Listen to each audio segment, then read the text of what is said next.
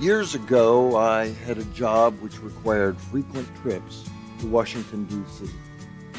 I became familiar with the area, and bit by bit pretty much saw everything there was to see. And believe me, there is a lot to see. I soon learned you never need to rent a car, you just use the metro. I soon learned you never want to rent a car because the traffic there will break the spirit of even the most seasoned commuter. I became an expert on the District of Columbia's geography.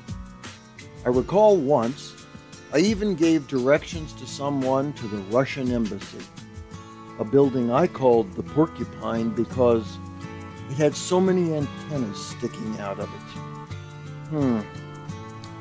On one occasion, a business associate gave me a tour of Old Town Alexandria.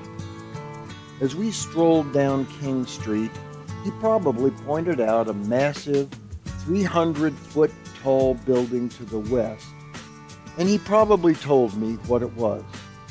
The fact is, though, I have no recollection of that. I know I saw it because if you're in Alexandria, you'd have to be blind to miss it.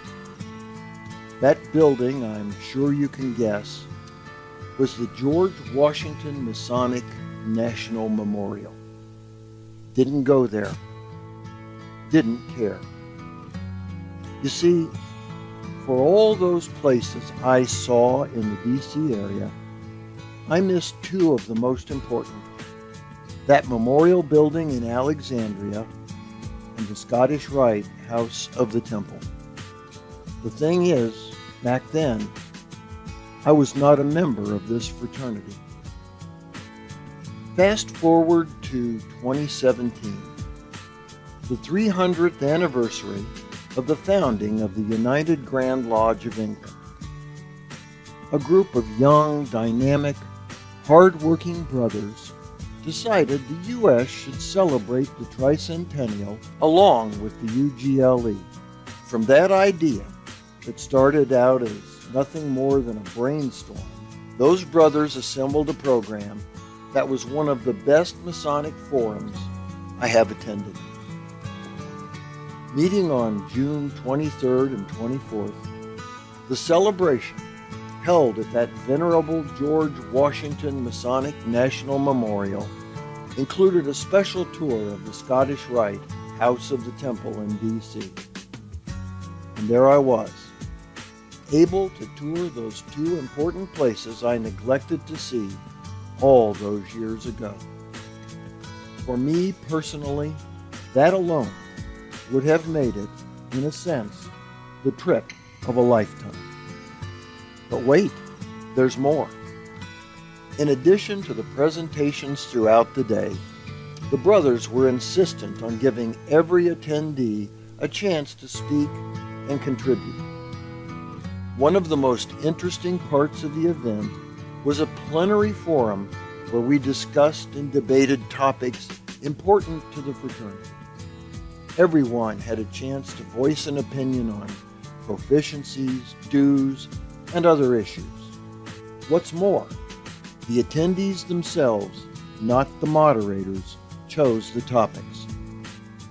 Of course, one of the things that make any such gathering great is the ability to see old friends and make new ones. As my friend and brother Greg Knott from Illinois put it in his essay on the Midnight Freemasons blog, at any of these type of events, my favorite part is meeting and talking with brothers from all over the world. I was particularly pleased to meet a brother from the most worshipful Prince Hall Grand Lodge of Washington, D.C. We had both lunch and dinner together and had some great conversations. I have to say I had similar experiences. Most agreed another highlight was Brother John Ruark's assessment of statistics he has assembled on the fraternity. Sounds dry, doesn't it? Quite the contrary. In a word, Brother Ruark gave us some amazing information on exactly who we are. Brother Ruark is a member of the group behind this event.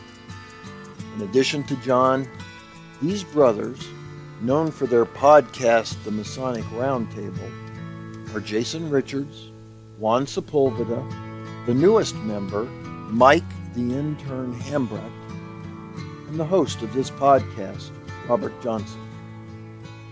These are names you would do well to remember, and the Masonic Roundtable is the internet equivalent of must-see TV. Well, as Steve Jobs used to say, there's one more thing. According to Brother Mark Tabbert, keynote speaker for the event, that date, 1717, may be an error. He thinks the correct date for the founding of the UGLE may be 1721. Hey, we're Freemasons. There has to be some controversy. I say, let's have another party in 4 years. The members of the Masonic Roundtable put together an event that would be the envy of any Grand Lodge. Ironically, it was a celebration of Freemasonry's past that may have revealed more about Freemasonry's future. For the Whence Came You podcast, this is Steve Harrison with the Masonic Minute.